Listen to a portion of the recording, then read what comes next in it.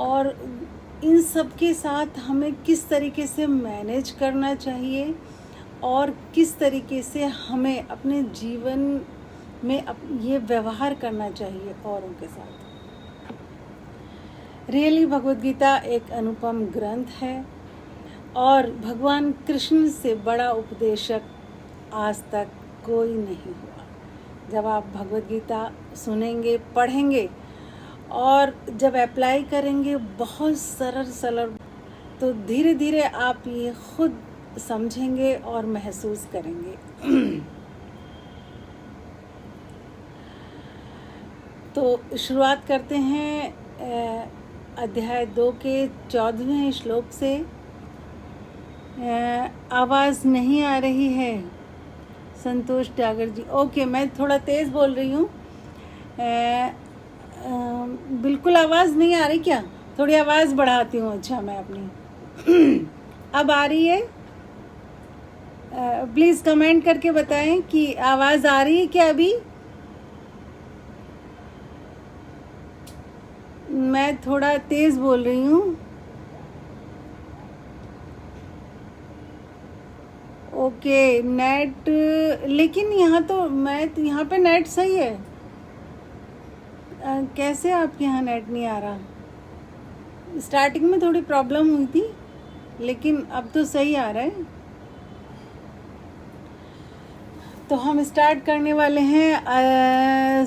Okay, हम start करने वाले हैं भगवद गीता के अध्याय 2 के 14वें श्लोक से।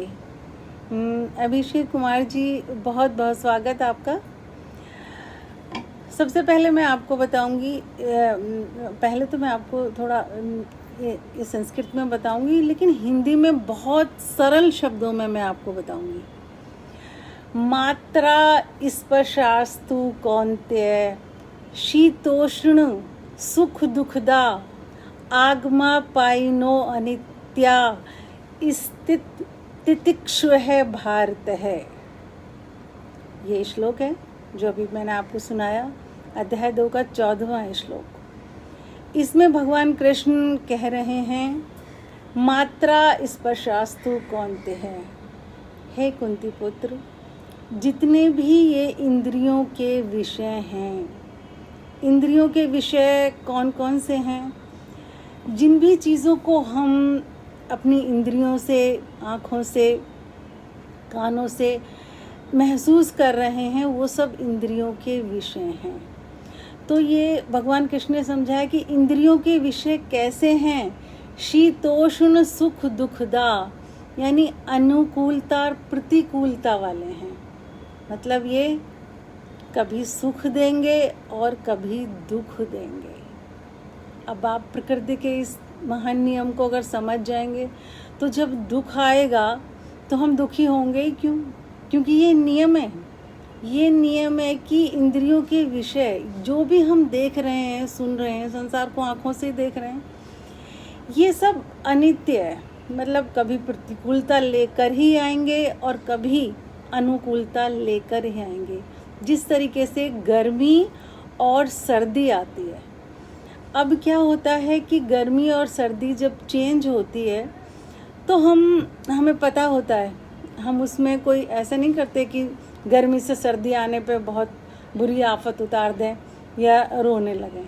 हमें पता है ये चेंज होना ही है, तो फिर हम जब सर्दी आती है तो नेचुरली सर्दी के कपड़े पहनते हैं, थोड़ा सा अवेयर हो जाते हैं।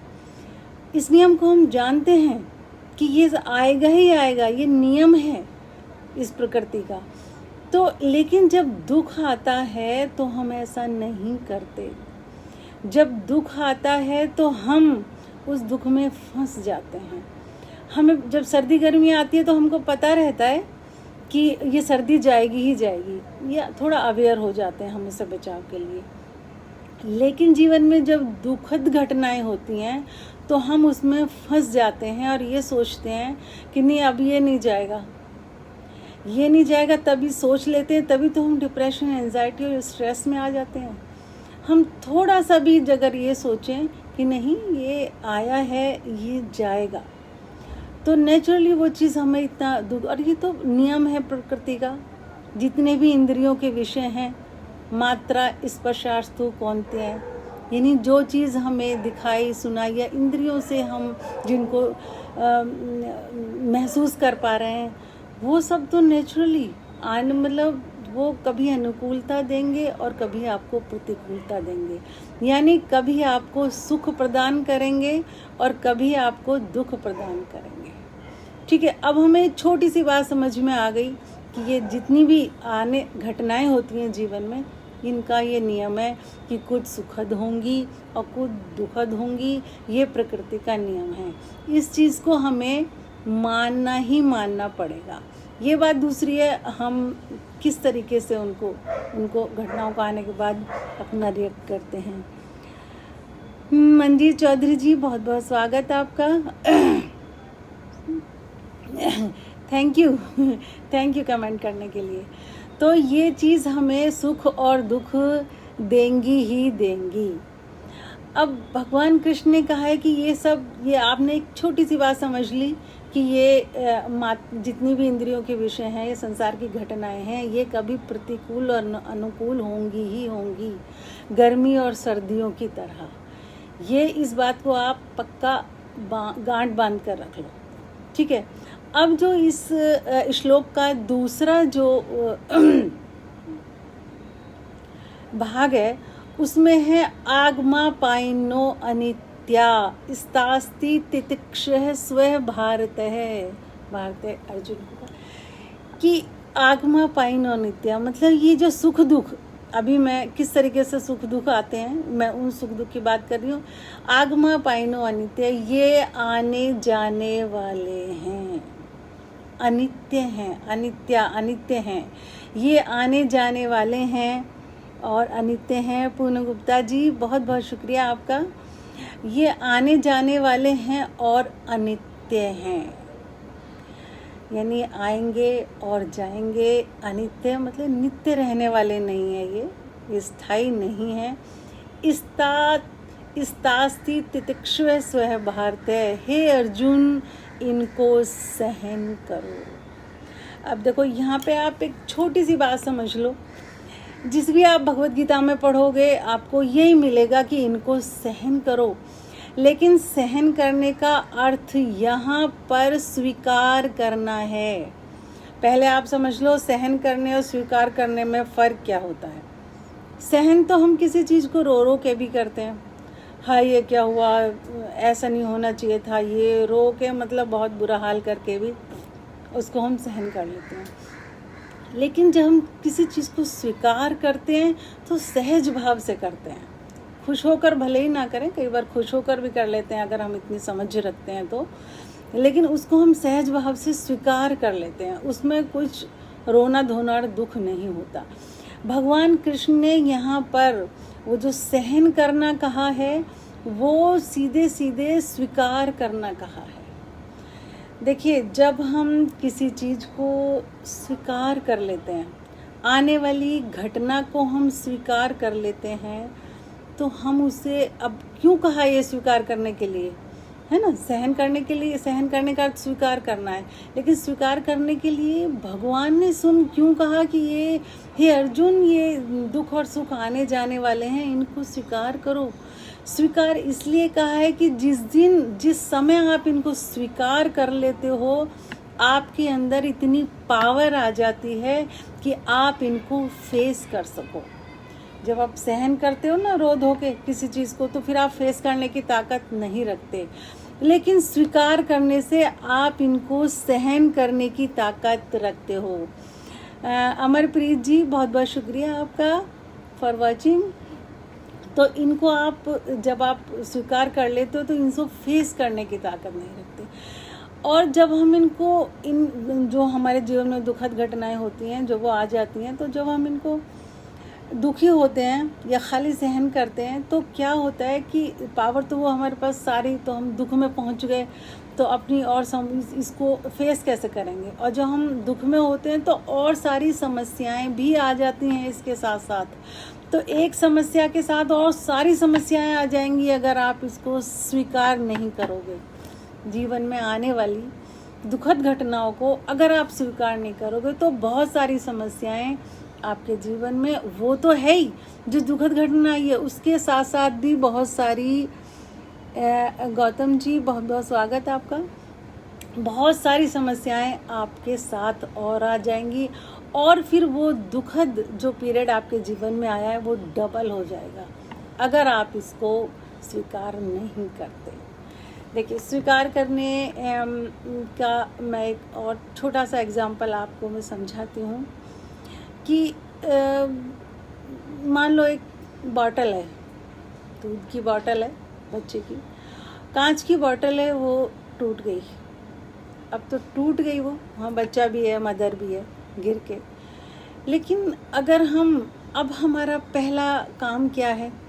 टूट गई, इसको स्वीकार करो, अब ये जुड़ने वाली नहीं है। तो हमारा पहला स्टेप क्या होना चाहिए? कांच के टुकड़ों को उठाना शुरू करो धीरे धीरे, अदरवाइज छोटा बच्चा आएगा और अपने पैर में कांच लगा लेगा। ये स्वीकार करना है, माँ हो गया।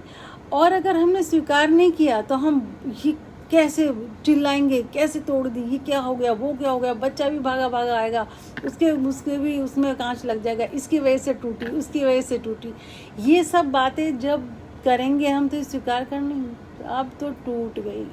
अब हमारा पहला जो स्टेप है वो होना चाहिए, कांच के टुकड़ों को बटोर लो। ठीक इसी तरीके से कोई भी घटना हो उसको आप अपने जीवन में स्वीकार करो।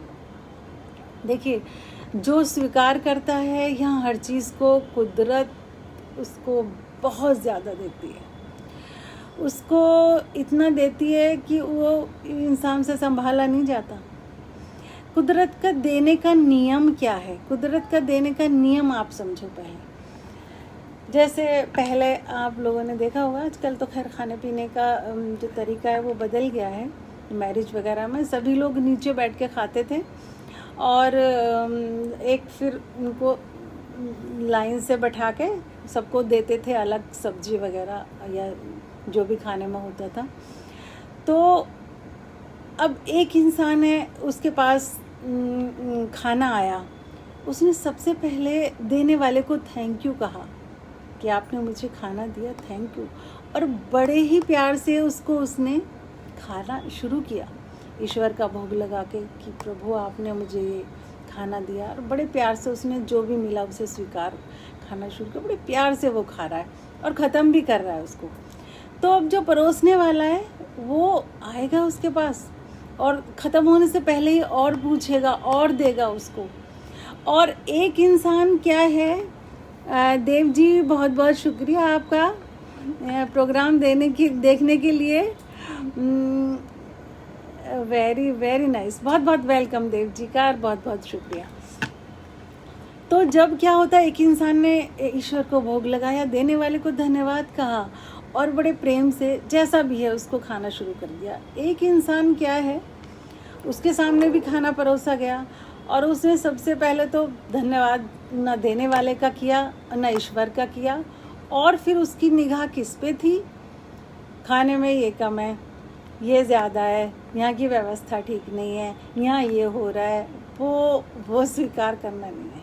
ऐसे इंसान को कुदरत देने में बहुत कंजूसी कर देती है। वो कहती है नहीं ये, और नेचुरली सीधी सी बात है, कुदरत भी ऐसे ही करेगी। जैसे वो खाने में जब सब खाना परोसते हैं तो नमस्ते जी, नमस्ते नमस्ते, तो खाना जब परोसने वाला फिर उसको वो जब देखेगा कि ये तो अपना जो खाना पहले मैंने दिया हुआ है उसको तो खा ही नहीं रहा है, उसमें तो नकल निकाल रहा है, और यहाँ की व्यवस्था कैसी है, ये खाना है, वो खाना है, वो इन्हीं कामों, तो परोसने वाला उसमें इंटरेस्ट नहीं रखेगा, ना ही उससे पूछेगा, ना ही देने में इंटरेस्ट रखेगा। आप सेम यही कुदरत का नियम समझो कि कुदरत हमें कैसे देती है, किन लोगों को बहुत ज़्यादा मिलता है। सबसे पहले हम यहाँ पे यही जो भगवान कृष्ण ने कहा है स्वीकार का नियम, उसने स्वीकार किया। खाना कैसा ही भी था उसने स्वीकार किया और धन्यवाद कहा। हाँ, जो भी हमारे जीवन में सारी चीज़, जितनी भी चीज़ें हैं, अगर हम उनको स्वीकार करें और धन्यवाद कहें एक एक को, एक एक चीज़ को धन्यवाद अगर हम कहें, हमारे सुबह से शाम तक जितने भी लोग हैं, धन्यवाद की तो आदत हमें डाल ही लेनी चाहिए। जितने भी लोग हैं तो नेचुरल सी बात है वो चीज़। हम अगर आप किसी को धन्यवाद कहोगे खाना खिलाने के लिए या किसी भी सेवा के लिए और उसकी तारीफ़ करोगे तो वो इंसान चाहेगा कि आपको और अच्छे से अच्छा खिलाऊं और अच्छे से बनाऊं। ठीक ऐसे ही कुदरत है। कुदरत ने जितनी सारी चीज़ें आपको दी हुई हैं उन सब को आप स्वीकार करो, धन्यवाद कहो, तो आपको मांगने की ज़रूरत ही नहीं पड़ेगी। कुदरत सबको, ईश्वर सबको देख रहा है कि जो चीज़ें मैंने इससे पहले दी हुई हैं उनके लिए कितना शुक्रगुजार है ना। जो जो नहीं मिली बस इसकी निगाह उन पर है। ये नहीं देख रहा कि मेरे पास बहुत सारी और अच्छी चीज़ें हैं जो औरों के पास नहीं हैं। देखिए, हम इस दुनिया में आए, पता नहीं है हमारे किस कर्म का क्या फल है, क्या है। हम तो ऐसे ही है, कुछ पता ही नहीं हमें। जब हमें पता ही नहीं तो प्रकृति ने, ईश्वर ने जो भी कुछ किया है सोच समझ के किया है। हमारे साथ कुछ परिस्थितियाँ ऐसी आई हैं जो हमको पसंद नहीं है तो हमें मानना पड़ेगा। हमारे पास और कोई चारा नहीं है कि ये कुछ हमने ही कभी ना कभी लॉ ऑफ कर्मा होगा, उसके अनुसार ही ये होगा। लेकिन अब आपको ये जीवन मिले, अब चांस मिला है, आपको बहुत बड़ा चांस मिला है। जो मिल गया उसे स्वीकार कर लो और आगे के लिए आपको अच्छे से अच्छा, बहुत अच्छे से अच्छा कोशिश करो। नेचुरल सी बात है। तो ये श्लोक एक बार हिंदी में मैं आपको फिर बता देती हूँ। हे अर्जुन, ये सुख और दुख आने जाने वाले हैं, इनको सहन करो, इनको स्वीकार करो। आप भगवद गीता पढ़ें, जब पढ़ेंगे तो आपको सहन अर्थ मिलेगा, लेकिन असलियत में इसका अर्थ स्वीकार करना है। सच में गर्मी सर्दी की तरह ये जो सुख और दुख हैं ये आने जाने वाले हैं। अब क्या होता है हमारे साथ, जो भी घटना घटती है तो हम उसको परमानेंट मान लेते हैं, तभी तो सुख दुख में इतने ज़्यादा उलझ जाते हैं, बहुत ज़्यादा बीमारियां तक हो जाती हैं हमको। तो हमें ये उस वक्त भी याद रहेगा नहीं, ये चीज़ गुजर रही है, कोई बात नहीं, लेकिन ये चली जाएगी एक दिन ज़रूर। दीपक जी बहुत बहुत शुक्रिया आपका। राजेश शर्मा जी बहुत बहुत शुक्रिया।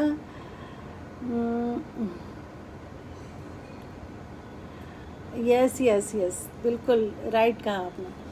तो स्वीकार का ये नियम आप हमेशा याद रखेंगे, ठीक है। आप ये श्लोक पढ़ना भी, भगवद गीता डेली एक श्लोक पढ़ो, कोई ज़्यादा नहीं है, बहुत छोटे छोटे श्लोक हैं। और मैं तो जो भी समझ में नहीं आए कमेंट करके बताओ। आप एक एक श्लोक को संस्कृत में, कुछ हिंदी में भी बहुत सरल भाषा में समझाती हूँ, बिल्कुल साधारण बोलचाल की भाषा में, जो इंसान एक अक्षर पढ़ा लिखा ना हो उसको भी समझ आ जाए। क्योंकि भगवद गीता एक बहुत अनुपम ग्रंथ है जिसे हमें पढ़ने की, सुनने की बहुत ज़्यादा ज़रूरत है, और आज के टाइम में तो बहुत ही ज़्यादा ज़रूरत है। तो एक बार मैं फिर दोहराती हूँ, हे अर्जुन, ये सुख और दुख आने जाने वाले हैं, इनको स्वीकार करो। ये आए हैं तो पक्का जाएंगे भी, क्योंकि ये नियम है, इस नियम पर ही पूरी दुनिया बनी हुई है। अब हम स्टार्ट करेंगे अपना 2 मिनट का मेडिटेशन। आप सभी बने रहें और जाए नहीं, अभी ज़्यादा देर का नहीं है। अब इस स्वीकार, आज मैं आपको बताऊंगी स्वीकार मेडिटेशन क्या है, स्वीकार मेडिटेशन कैसे करना है हमें। इस चीज़ की ना आपको आदत डालनी पड़े। अभी मैंने समझा दिया अच्छे से, ठीक है, कोई बात नहीं, आपने समझ लिया, लेकिन फिर ये दिमाग में से बात आउट हो जाएगी, ठीक है। आउट होगी तो फिर आपको कभी याद, अच्छा ये थी, ये तो हम प्रैक्टिस से हम इसकी नहीं करेंगे, इम्प्लीमेंट नहीं करेंगे तो वो चीज़ स्लिप हो ही जानी, क्योंकि बहुत सारी बातें दिमाग में आती रहती हैं, अलग अलग हमारा काम है, लोगों से मिलते हैं, तो वो चीज़ स्लिप हो ही जाएगी। तो अब मैं आपको बताऊंगी स्वीकार मेडिटेशन क्या है। अब हम मेडिटेशन की वो वाली टेक्निक से मेडिटेशन करेंगे जो मैंने बताई थी। हल्का सा सांस रोकना है। सबसे पहले आप सीधे बैठें, हाथों को ऐसे ज्ञान मुद्रा में, इस तरीके से, ऐसे रीढ़ की हड्डी बिल्कुल सीधी, शरीर को हल्का सा लूज छोड़ दें। और आपको पहले आप समझ लें करना क्या है।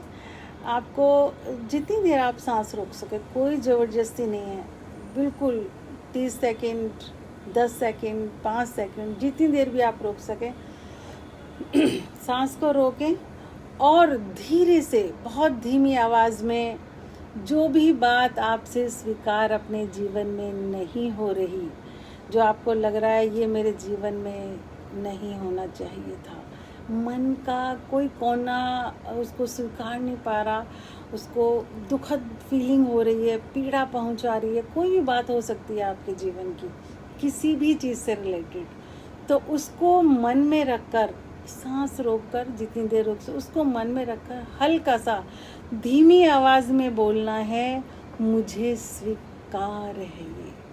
हिम्मत करो, थोड़ी सी हिम्मत करोगे तो आप स्वीकार कर सकते हो उसको। क्यों? क्योंकि अब कुछ चीज़ों को तो हमें स्वीकार करना ही पड़ता है। जैसे हमारे पेरेंट्स होते हैं, हम उनको नहीं बदल सकते, अब मिल गए ना, अब उनको हमें स्वीकार करना, उन्हें स्वीकार करने में ही अब भलाई है। तो अब आपको मैं बताती हूँ, हल्का सा जितनी देर रोक सको सांस रोको और धीरे से बोलना है, जो भी बात आपसे स्वीकार नहीं हो रही, आपके जीवन में बार बार आपको पीड़ा पहुंचा रही है, मुझे स्वीकार है ये, मैं स्वीकार करता हूँ इसको, मैंने आज इसको स्वीकार कर लिया। ठीक है, आंखें बंद, रीढ़ की हड्डी बिल्कुल सीधी, मुझे स्वीकार है ये।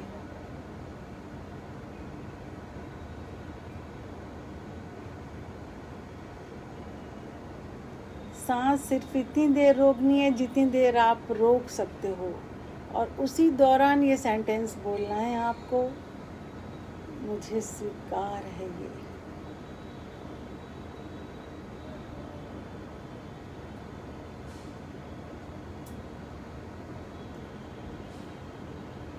मुझे स्वीकार है ये।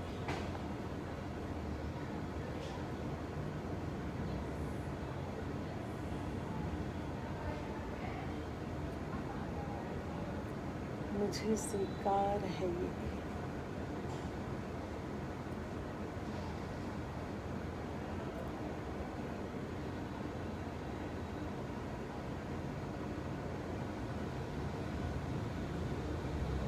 मुझे स्वीकार है सब।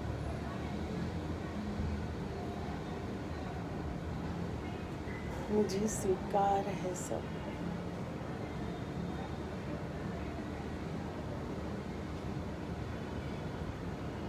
मुझे स्वीकार है सब।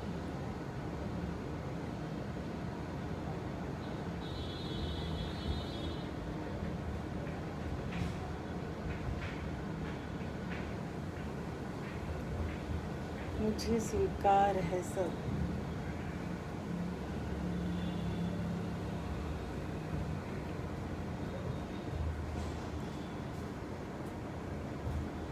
मुझे स्वीकार है सब।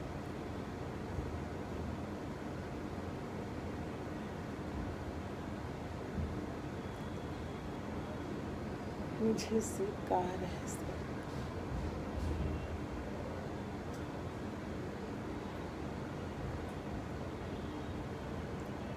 मुझे स्वीकार है सब।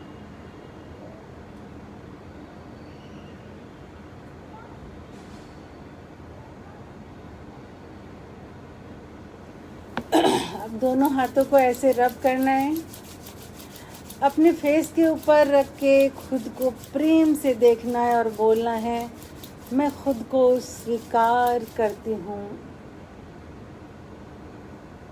या स्वीकार करता हूँ।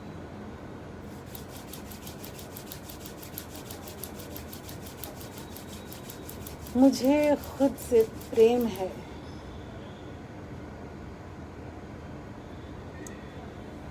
मुझे अपनी हर बात पसंद है।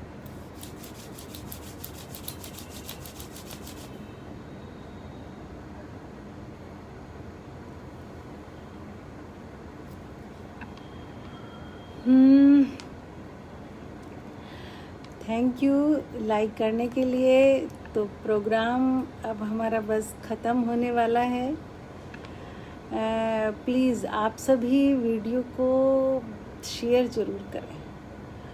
पता नहीं क्या बात, क्या छोटी सी बात किसी के हृदय को परिवर्तन कर सकती है, किसी की लाइफ में एक छोटी सी आशा की किरण ला सकती है। तो अगर आपको ये प्रोग्राम अच्छा लग रहा है तो प्लीज़ आप इसको अपने फ्रेंड्स में, अपने फेसबुक पर शेयर ज़रूर करें। और ये जो गिविंग का फॉर्मूला है ना, जो हम जितना देते हैं हम उसका अनंत गुना हमको मिलता है। आपकी वजह से कितने लोग इसे देखेंगे, तो उससे आपको ही बहुत ज़्यादा फ़ायदा होने वाला है। तो प्लीज़ इस प्रोग्राम को सभी लोग शेयर ज़रूर करें। और अब नेक्स्ट मंडे को मिलते हैं इसी दिन, इसी टाइम, एक नई जानकारी के साथ।